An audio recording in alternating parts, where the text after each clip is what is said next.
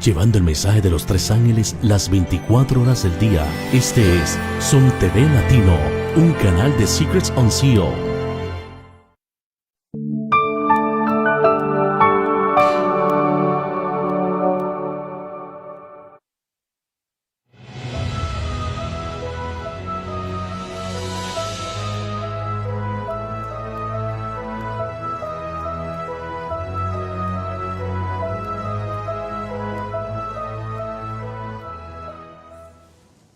Mis queridos hermanos, es un privilegio y una bendición estar aquí con ustedes en este maravilloso espacio del ministerio de Secrets Unsealed.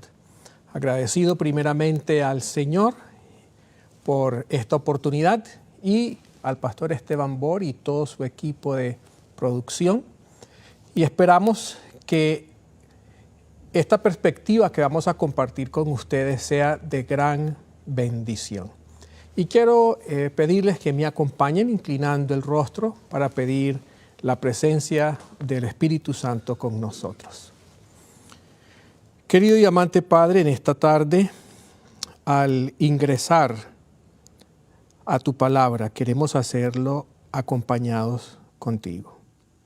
No nos atrevemos a entrar a ella sin la presencia de tu Santo Espíritu para que Él ilumine nuestra mente, obre en nuestros corazones y tu palabra pueda encontrar una aplicación correcta en cada uno de nosotros.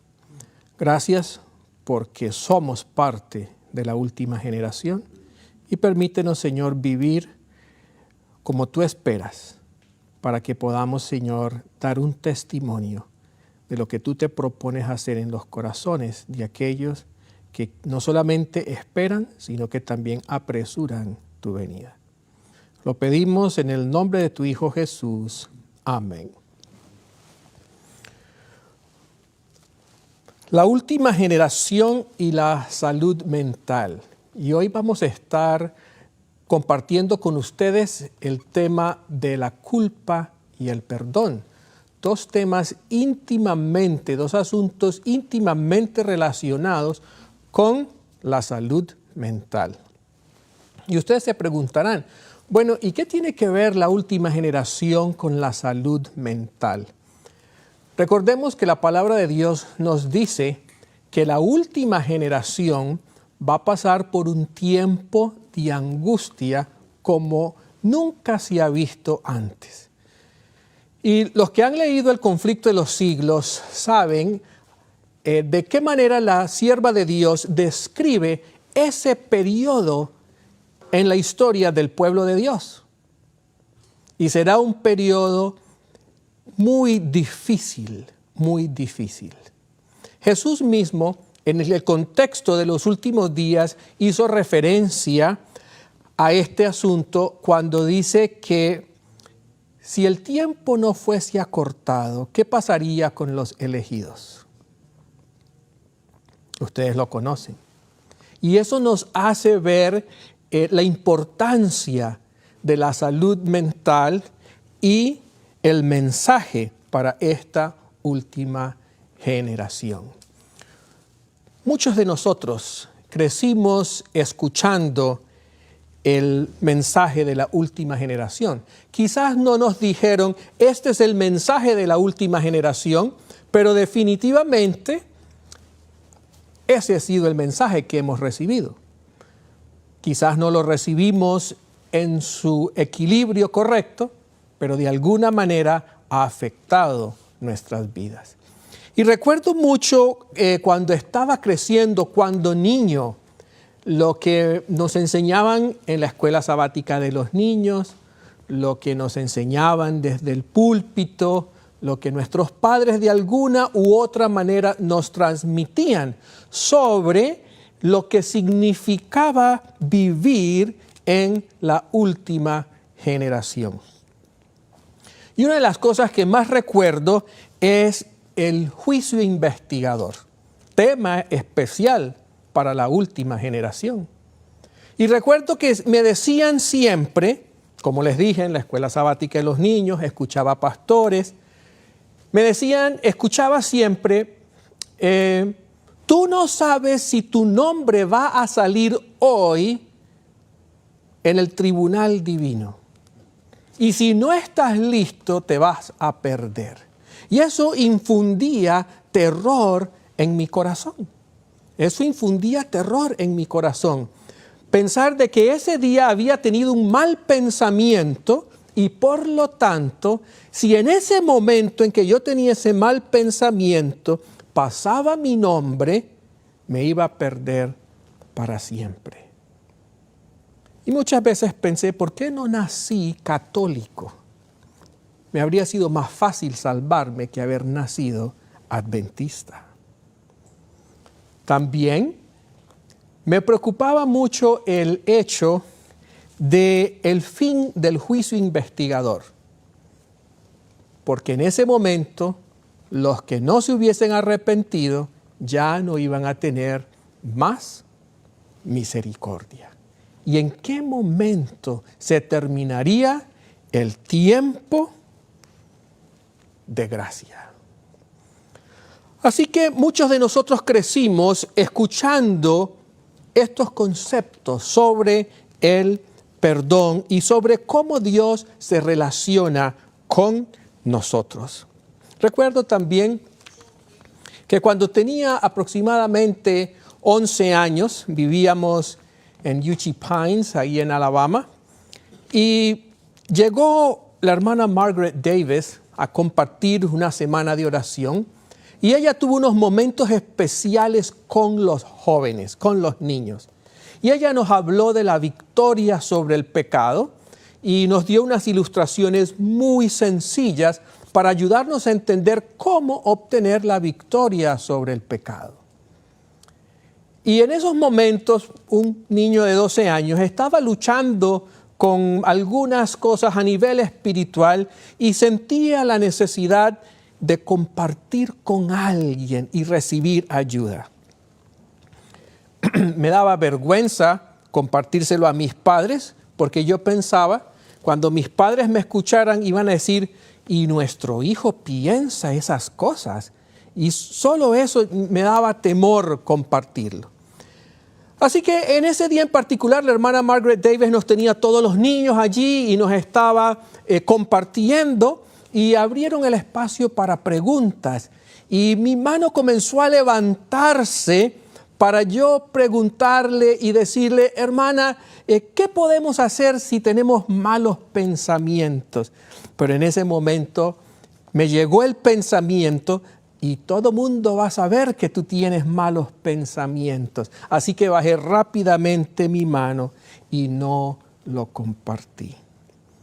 No fue hasta muchos años después, escuchando a un pastor maravilloso, que aprendí cómo Dios maneja esta dinámica del pecado en nuestra vida y cómo encontrar paz, sabiendo que esta naturaleza pecaminosa de alguna manera se convierte en un elemento que nos impide poder disfrutar a plenitud, si no hemos entendido el perdón de Dios, la paz que Dios quiere darnos a nosotros. El mensaje de la última generación parece ser un mensaje muy teórico, es un mensaje muy teológico. ¿Cómo podemos darle una aplicación práctica a este mensaje a nuestras vidas? Todo lo que el Señor comparte con su pueblo, con su iglesia, tiene que tener una aplicación práctica. Y hemos escuchado maravillosos temas toda esta mañana que nos han hecho reflexionar, pensar, pero que también nos tienen que hacer cambiar en nuestra manera, no solamente de ver las cosas, sino también permitirle al Señor obrar ese cambio en cada uno de nosotros. Pero el cambio no se logra solamente queriendo cambiar.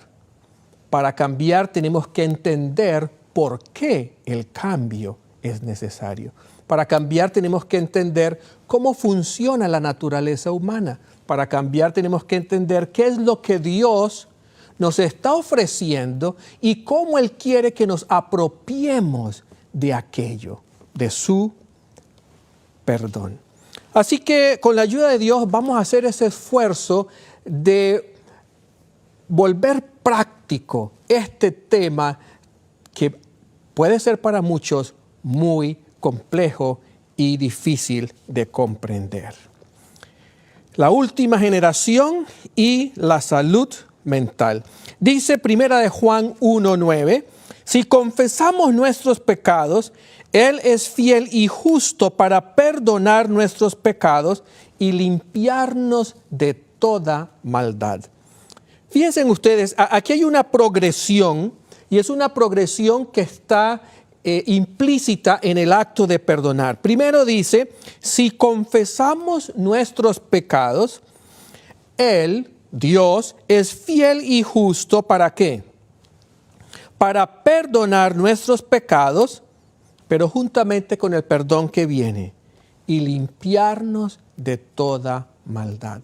Hay una cita muy hermosa, pero esa la voy a dejar para lo último, donde la sierva de Dios da una definición del perdón que yo nunca había visto antes. Quizás ustedes la han visto, pero es una definición del perdón preciosa que nos llena de esperanza y de seguridad en el Señor Jesús. Otra de las cosas que aprendí mientras crecía era que nunca podía estar seguro de mi salvación. Esa fue otra de las cosas que aprendí. Y siempre escuchaba a los hermanos evangélicos decir, yo soy salvo. Y como adventista, yo no podía decir eso. Yo solamente podía decir que lo más seguro que tenía era la condenación. Pero el Señor nos ha dado la seguridad de su perdón. La última generación no vive dependiendo de sus sentimientos. La última generación ha aprendido a vivir dependiendo de la realidad de lo que Jesús hizo en la cruz y de lo que Jesús quiere hacer en cada uno de nuestros corazones. Cuando nosotros hablamos de seguridad de salvación, estamos hablando de un tema mucho más amplio y hermoso que sencillamente declarar soy salvo. Es un tema donde la salvación es una realidad en nuestras vidas y en la medida que avanzamos en nuestra vida cristiana podemos ver cómo el Señor obra el querer como el hacer para su buena voluntad en nuestras vidas. Y tengo para compartir con ustedes una hermosa y a la vez triste historia que ocurrió en los tiempos de la hermana White.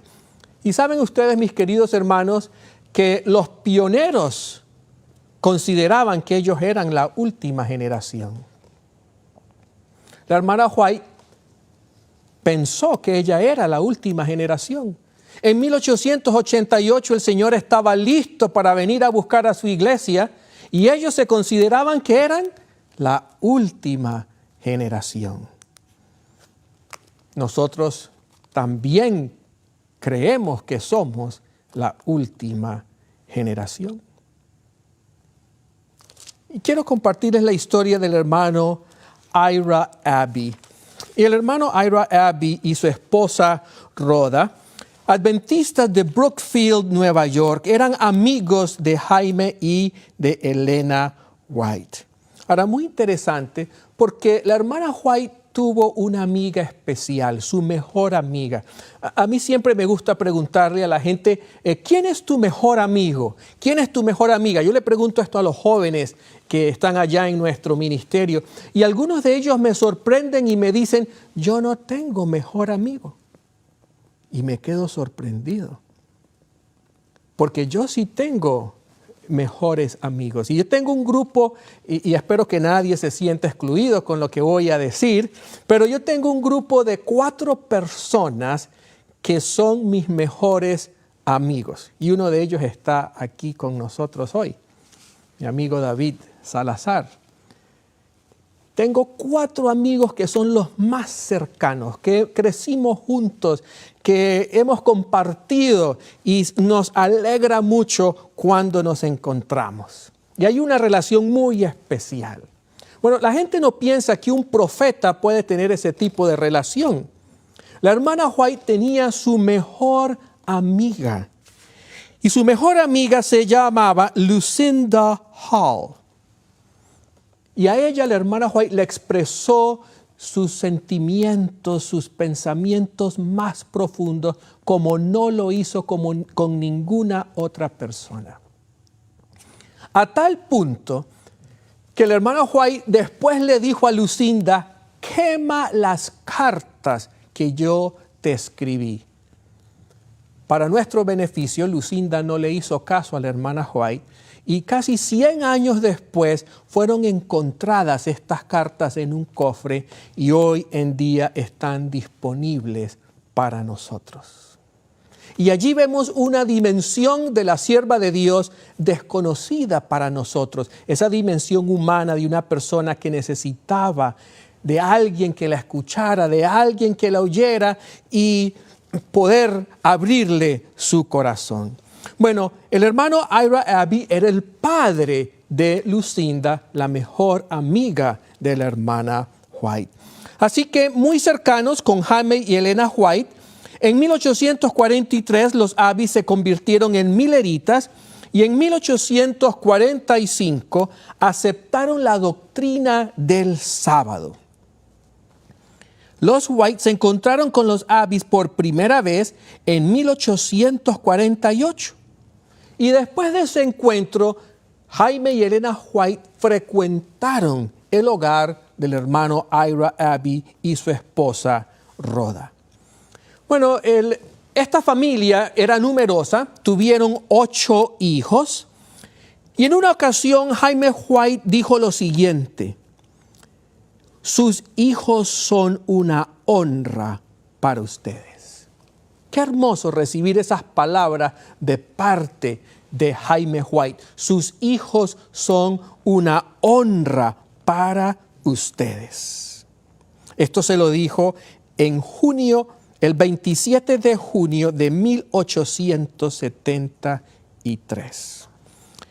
Bien, el hermano Jaime y la hermana Elena G. de White invitan a esta familia para apoyar allí en el sanatorio de Battle Creek, y nuestro querido hermano Ira en 1871 se convierte en el superintendente del sanatorio, conocidos por su generosidad hacia el ministerio de la Iglesia Adventista. A través de los años, la familia Abbey recibió testimonios de parte de la sierva del Señor. En algunos les animaba a no trabajar en exceso. En otro testimonio los animó a participar de los principios de la vida saludable. En otro testimonio halagó la influencia y la dedicación del hermano Abbey. Y dijo lo siguiente, carta 45 de 1874. En la providencia de Dios, el hermano Abbey ha entregado su interés y su energía al Instituto de Salud. El hermano Abbey tiene un interés no egoísta, un interés abnegado para avanzarlos al instituto. Si el hermano Abbey depende del Señor y lo hace su fortaleza y su consejero, será de bendición para los médicos, ayudantes y pacientes. El hermano Abbey ha sido una bendición para los demás. Al llevar con alegría las cargas, que no son pocas ni livianas, ha sido bendición para otros, y estas bendiciones se reflejarán sobre él nuevamente. Pero a pesar de tener una influencia positiva sobre la obra de la iglesia en Battle Creek, nuestro querido hermano Ira también tenía sus deficiencias, como podemos esperar de un ser humano. De manera reiterada lo aconsejó en cuanto a su actitud actitud hostil hacia sus hijos. Qué interesante, ¿verdad? Porque Jaime White le había dicho, sus hijos son una honra para usted, pero encontramos aquí un padre que no tenía una buena relación con sus hijos, aunque eran una honra para él. En especial era vergonzoso para la familia su hija menor, Lily, que siempre estaba violando las normas de la institución. Estos problemas eran muy difíciles para la hermana White confrontar. ¿Saben por qué? Porque su mejor amiga era hija del hermano Abby. La hermana White y su esposo pasaron muchas horas en oración por nuestro querido hermano. En 1890 llegó el momento más difícil en la vida del hermano Ira. Tuvo una aventura extramatrimonial con Annie Satterley. Una de las cartas más fuertes que la sierva del Señor escribió fue contra el hermano Ira durante este tiempo. La hermana White le escribió de manera muy puntual, decidida, llamándolo al arrepentimiento. El hermano Ira cayó en la desesperación y en la depresión, a tal punto que contempló el suicidio. La hermana White rehusó rendirse con él y en la carta 1D de 1890 lo invitó a mirar a Jesús a través de la fe. Le inspiró confianza, le dijo, el Señor te va a perdonar, no importa lo que hayas hecho. El Señor te va a perdonar y te va a redimir. Y finalmente nuestro querido hermano confesó su pecado y se arrepintió. Pudo comprender que el perdón de Dios, si confesamos nuestros pecados, Él es fiel y justo para perdonarnos. El pecado, el no comprender el perdón de Dios, ¿a dónde llevó la salud mental del hermano Abby? A la desesperación y al desánimo, a punto de contemplar, contempló el suicidio como una solución. Difícil pensar que un miembro de la última generación pudiese llegar a esta condición. Y muchas veces nosotros somos duros con nuestros hermanos hasta que pasamos por esa circunstancia y entonces nos damos cuenta cuán necesario es comprender lo que Cristo quiere hacer en nuestras vidas y cómo Él se compadece de nuestra condición. Todos los mandamientos de Dios son promesas. Todo mandamiento de Dios lleva implícito el poder. Nosotros como última generación no tenemos nada que temer. Somos una generación privilegiada porque estaremos acompañados de una manifestación del Espíritu Santo en la lluvia tardía que no se ha visto antes en la historia de este conflicto entre el bien y el mal. Así que ser parte de la última generación es un privilegio. No debemos tener temor de ser parte de la última generación, porque Dios nos ha prometido que Él estará con nosotros ¿hasta cuándo? Hasta el fin. Y que su Espíritu nos va a asistir. Y si Él nos está pidiendo que debemos vivir de una manera especial, es porque Él va a estar allí para darnos el poder para poder vivir de esa manera. Ser parte de la última generación es un privilegio. No es algo que debemos temer. No es algo que debemos pensar que es muy difícil. En mis conversaciones con muchos hermanos me dicen, yo le pido al Señor que me lleve antes porque yo no quiero pasar por esos tiempos de angustia.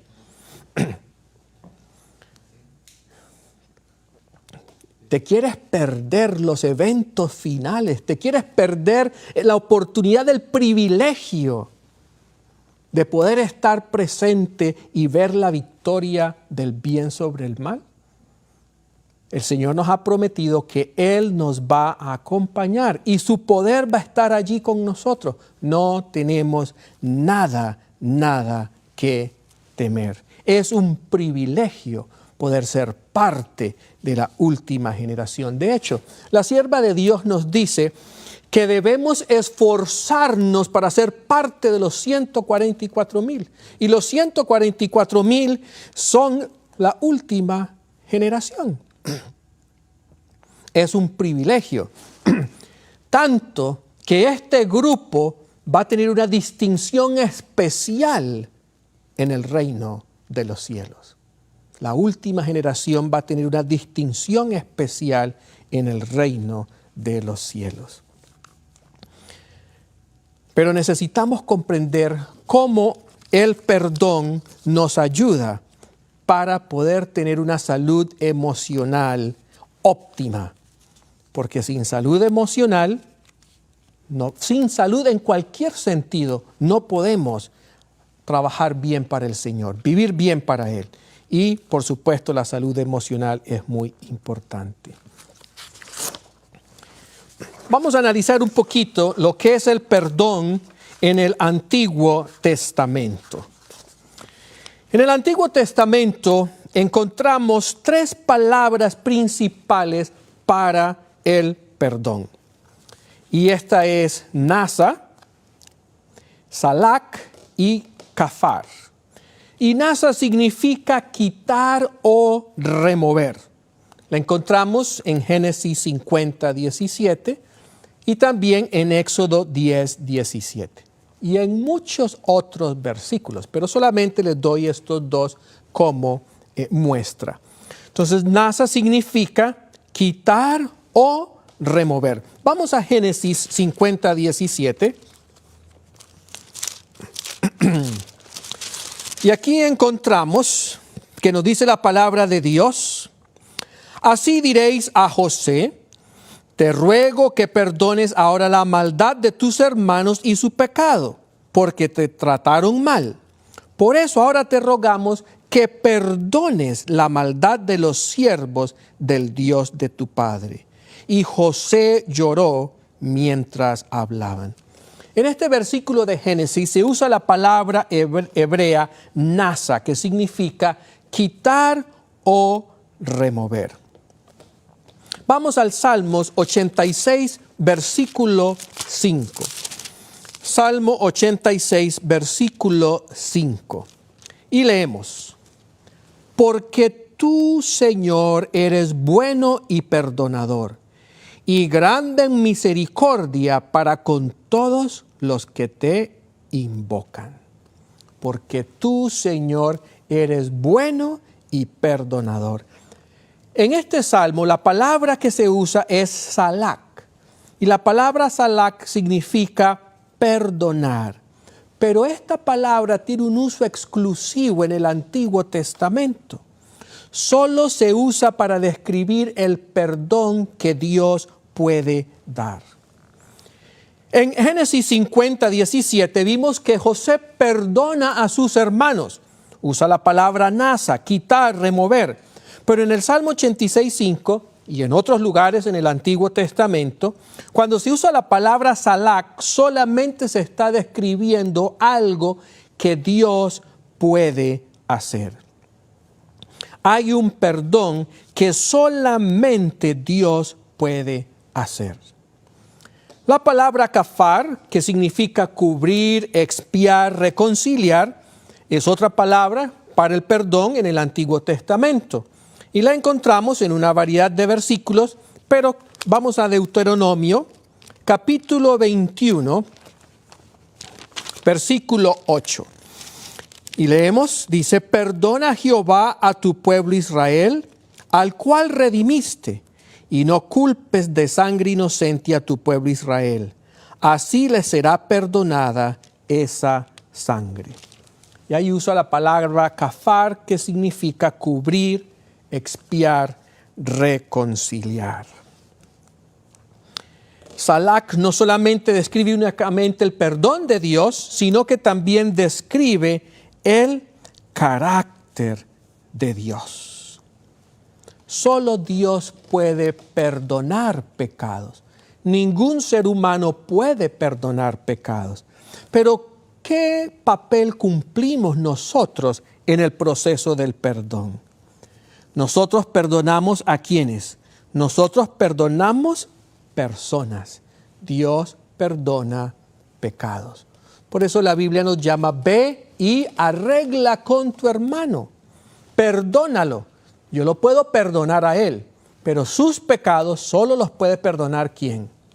Dios es el único que puede perdonar pecados. En el Nuevo Testamento también encontramos, por supuesto, el perdón. Y en el Nuevo Testamento también hay 3 palabras principales para el perdón. Tenemos apulein, que significa liberar, perdonar. Ya en el Nuevo Testamento, por supuesto, no estamos usando el hebreo, sino el griego. Y encontramos que esta palabra, liberar, perdonar, colocar en libertad, se encuentra en varios lugares. Vamos a buscar en Juan 19:10. Juan 19:10. Y leemos: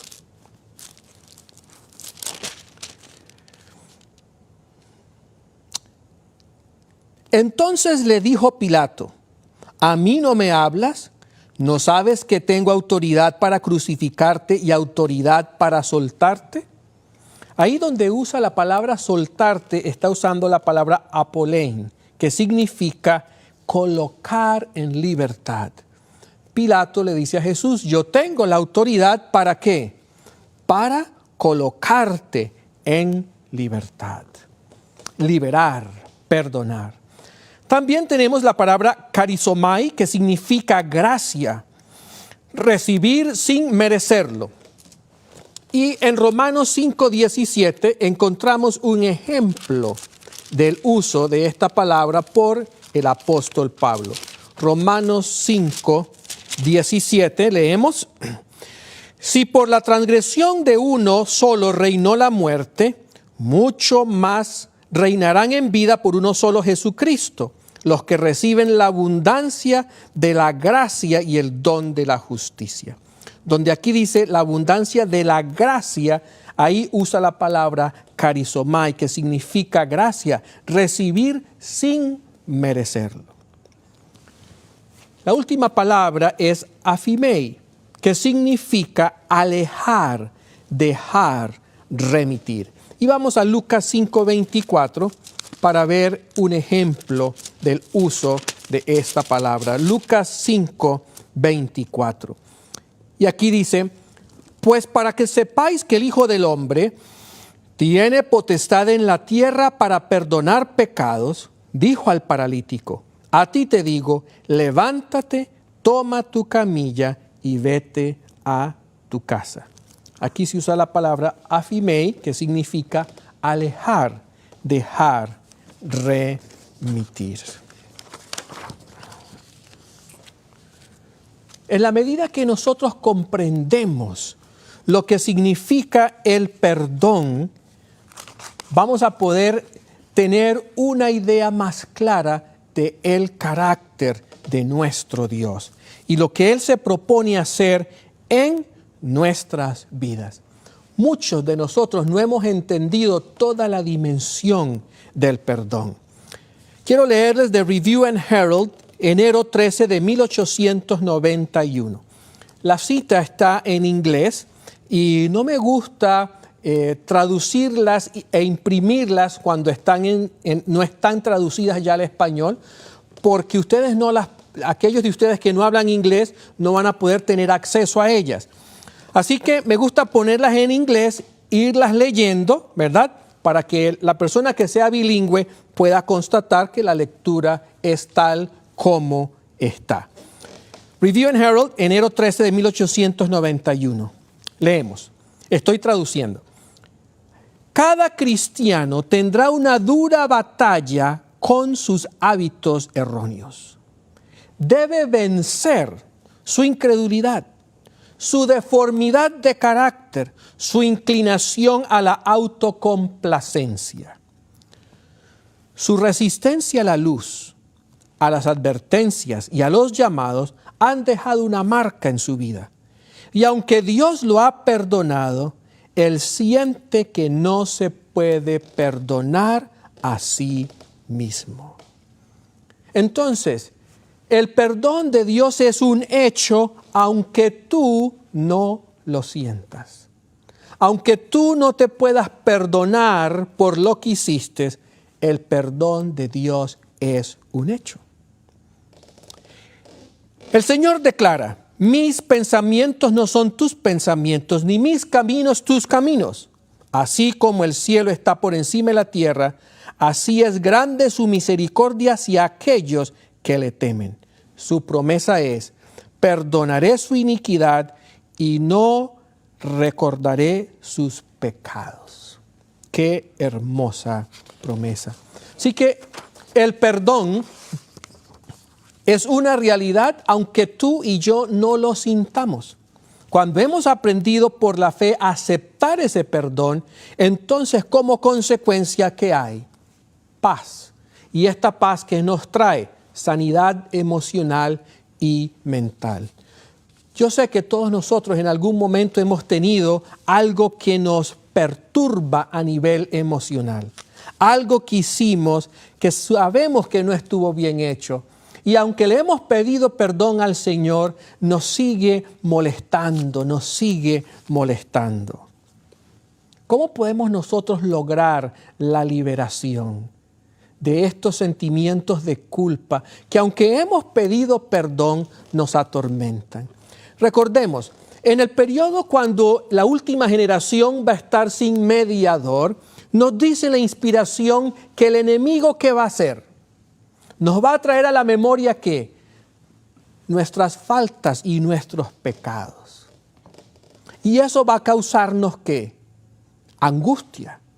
Para mí el tiempo de angustia va a ser más una angustia a nivel de nuestros pensamientos y no tanto una angustia a nivel de que vamos a estar corriendo y huyendo. La guerra más grande se lleva a cabo es en nuestra mente.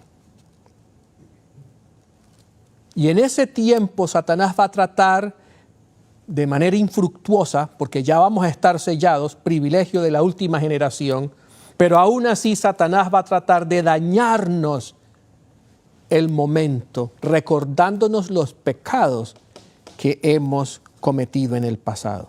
Ya confesados, ya perdonados, pero aún así el enemigo lo va a usar para causarnos inquietud. ¿Cuánto nos ocurre eso en la actualidad? ¿Cuántos de nosotros? He conocido hermanos, conocí a una familia muy dedicados a la obra misionera. Y yo le decía a mi esposa, pero ¿por qué esta actitud de esta señora? O sea, es excesivo cómo trabaja, cómo se sacrifica, cómo vive de abnegadamente. Y yo estaba admirando a esta hermana. Y entonces mi esposa me dice, no, lo que pasa es que ella no puede lidiar con sus sentimientos de culpa por un error que cometió en el pasado. Y ella está tratando de expiar, está tratando de hacer la paz, no con Dios, con ella misma, con sus pensamientos, haciendo. ¿Y cuántos de nosotros no estamos cayendo en lo mismo? Porque no hemos aprendido que el perdón de Dios es tan amplio, tan profundo, que no hay pecado que no pueda ser perdonado. En una ocasión estaba compartiendo con un grupo de hermanos y les hice un ejemplo y les dije, ¿qué piensan ustedes de un hombre que se haya sentado a pensar en que quería quitarle la mujer a su prójimo? Y lo planificó todo Y finalmente entonces lo hizo. Y su adulterio fue parte de un plan premeditado. No fue que cayó por los impulsos de la carne, no, sino que lo premeditó. Y yo les pregunté a los hermanos, ¿tendrá perdón de Dios esa persona? Y para mi gran sorpresa, muchos me respondieron que no. Entonces yo les dije, bueno, esa persona se llama David y está en la Biblia. Y él planificó no solamente un adulterio, sino que planificó un asesinato también. Y Dios lo perdonó. ¿Cuántos de nosotros entendemos realmente cuán amplio es el perdón de Dios? Y no es un perdón que nos predispone a ir a hacer el mal porque Dios nos perdona, no. Nosotros no creemos en las indulgencias, pero sí es una realidad que nos hace entender y dar la seguridad del perdón de Dios para nosotros. Si no fuese así, solamente una persona que nunca se ha equivocado podría tener paz mental. Y esa persona no existe en esta tierra. Todos tenemos que recibir el perdón de Dios para poder experimentar la verdadera paz. Uno de mis personajes preferidos de la Biblia es Pedro. Y Pedro escribió sobre el perdón. Pedro fue ese apóstol tan cercano de Jesús. Y leyendo el Espíritu de Profecía encontré algo sobre Pedro. Siempre escuché desde niño que a Pedro lo crucificaron. ¿De qué manera? ¿Ustedes recuerdan? Lo crucificaron con los pies para arriba y la cabeza para abajo. ¿Y saben qué me decían a mí mis maestros bíblicos? Pedro pidió ser crucificado con la cabeza hacia abajo porque no se sentía digno de morir como había muerto el Señor Jesús. ¡Wow! Pero qué humildad la de Pedro. Hasta ese punto llegar. Si morir crucificado con la cabeza arriba era terrible, imagínense lo que sería ser crucificado con la cabeza abajo. Ustedes saben lo que eso significa. Aquellos de ustedes que conocen de fisiología y anatomía saben lo que implica que toda la sangre se baje al cerebro. El dolor tan terrible. Pero ¿saben ustedes por qué Pedro pidió que lo crucificaran de esa manera? Vamos a dejar que sea la inspiración la que nos diga por qué. Leo de Hechos de los Apóstoles, página 429. Esta sí está en español, así que ustedes la pueden encontrar y leer. Hechos de los Apóstoles, página 429, párrafo 1. Dice, a Pedro, por ser judío y extranjero, le condenaron a recibir azotes y a ser crucificado después. En perspectivas de esa espantosa muerte, vamos a leer y entender, en perspectivas de esta espantosa muerte, el apóstol recordó su gravísimo pecado de negar a Jesús en la hora de su prueba. Pedro no había podido olvidar su gravísimo pecado. Pero una cosa es olvidar y otra cosa es aceptar el perdón. Tú y yo podemos recordar nuestras fallas del pasado, pero si hemos entendido el perdón de Dios, ese recuerdo no va a ir acompañado de desesperación, ni de amargura, ni de inquietud. Va a ir acompañado de agradecimiento porque hemos recibido el perdón de Dios. Aunque una vez se había mostrado tan poco dispuesto a reconocer la cruz, tenía ahora por gozo dar su vida por el Evangelio, sintiendo tan solo que fuese demasiada honra para él morir como había muerto el Señor a quien había negado. Hasta ahí yo lo entendía. Ok, Pedro pensaba, demasiada honra morir como Jesús murió. Tengo que morir de una manera peor. Pero, ¿cuál fue la motivación de Pedro? ¿Qué impulsó a Pedro a tomar esa decisión? Vamos a ver. Pedro se había arrepentido sinceramente de su pecado y Cristo le había perdonado, según lo comprueba el altísimo encargo que le dio de apacentar a las ovejas y corderos del rebaño. ¿Cuántas veces le reiteró Jesús el perdón a Pedro? 3 veces. Por eso le dijo, apacienta mis ovejas, apacienta mis ovejas, apacienta mis ovejas. Jesús le estaba diciendo, eres digno de ser mi siervo, porque te he perdonado. Tu pecado ha sido echado al fondo de la mar y te entrego mis ovejas.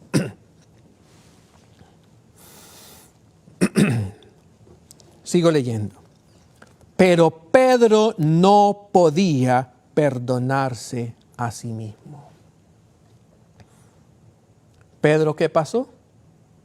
Pedro no experimentó el perdón. Él tenía la teoría del perdón. Él sabía que había sido perdonado. Él lo sabía, pero ¿qué pasó? No tuvo paz mental. Y esto afectó la vida de nuestro querido apóstol hasta su muerte. Sigamos leyendo. Pedro no podía perdonarse a sí mismo, ni aun el pensamiento de las agonías de la muerte que le aguardaba era capaz de mitigar la amargura de su aflicción y arrepentimiento. Y aquí encontramos al apóstol Pedro al pie de la cruz en el momento de su martirio. Y ni el pensamiento de la agonía que le esperaba podía ¿qué? Mitigar la amargura de su aflicción. Pedro mantuvo esa amargura a través de toda su vida. Como último favor, suplicó a sus verdugos que lo crucificaran cabeza abajo. La súplica fue otorgada y de esa manera murió el gran apóstol. Y finalmente Pedro descansó. ¿Cuántos de nosotros, mis queridos hermanos, ustedes que nos están escuchando a través de las redes, no han experimentado el verdadero perdón de Dios? Sabemos que existe el perdón, lo aceptamos de manera intelectual, teóricamente sabemos que es una realidad, pero seguimos castigándonos a nosotros mismos, pensando que lo que hicimos es tan grande que tenemos que estarlo recordando y recordando constantemente. ¿Por qué Pedro pidió ser crucificado al revés, con la cabeza abajo?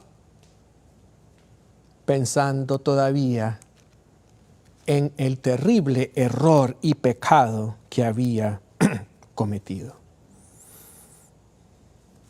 Pero gracias a Dios porque mis sentimientos y mis emociones no son las que dicen cómo me encuentro delante de Dios.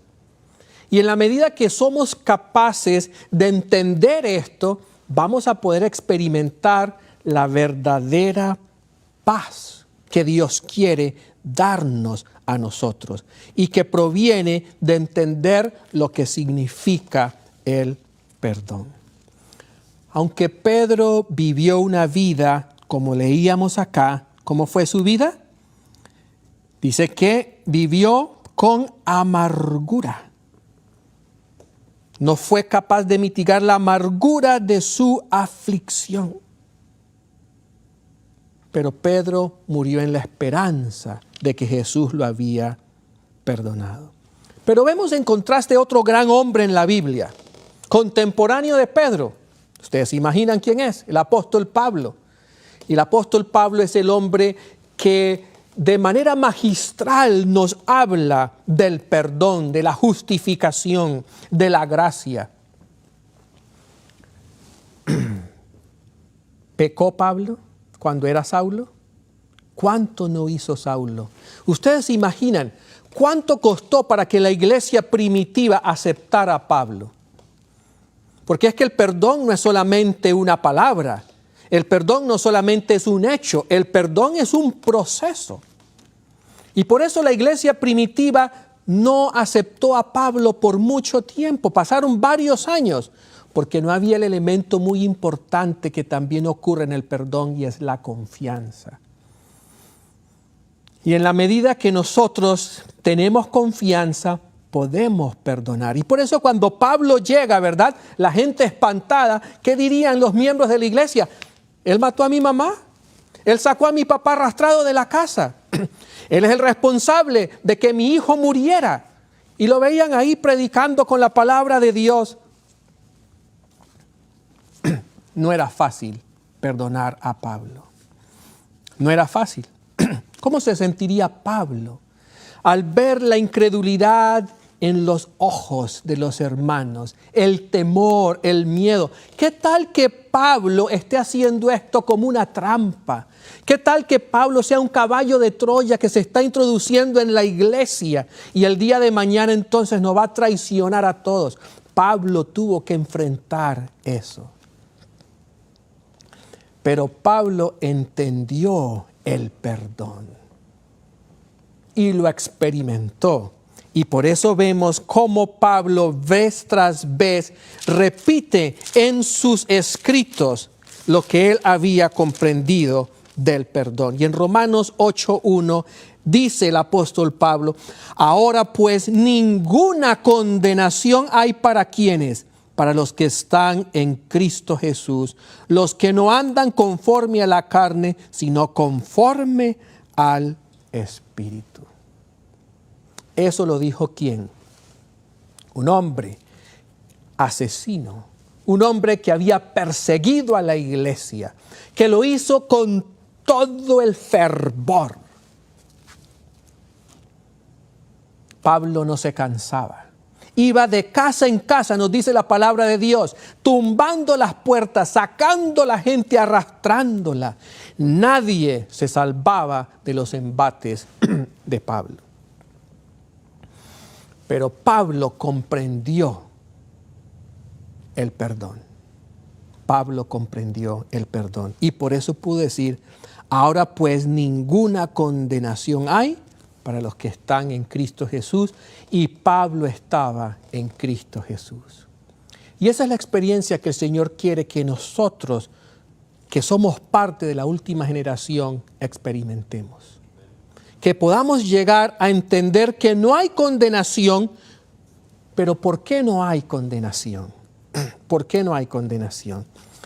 Y quiero compartir con ustedes como última cita esta que se encuentra en el Discurso Maestro de Jesucristo, página 97. Discurso Maestro de Jesucristo, página 97. Pero el perdón tiene un significado más abarcante del que muchos suponen. ¿Qué tiene el perdón? Un significado mucho más abarcante. Cuando Dios promete que será amplio en perdonar, añade como si el alcance de esa promesa fuera más de lo que pudiéramos entender. Porque mis pensamientos no son vuestros pensamientos, ni vuestros caminos mis caminos, dijo Jehová. Como son más altos los cielos que la tierra, así son mis caminos más altos que vuestros caminos, y mis pensamientos más que vuestros pensamientos. Escuchen lo siguiente, que es lo que quiero dejar con ustedes. El apóstol Pablo lo entendió, Pedro también, pero Pedro no lo experimentó. Pablo lo entendió y lo experimentó. Y mi pregunta es, ¿lo entiendes y lo experimentas? El perdón de Dios no solamente es un acto judicial por el cual libra de la condenación, no es solo el perdón por el pecado, es también una redención del pecado. Y esto es lo que quiero dejar con ustedes, esta hermosa descripción. Es la efusión del amor redentor que transforma el corazón. ¿Qué es el perdón? La efusión del amor redentor que transforma el corazón.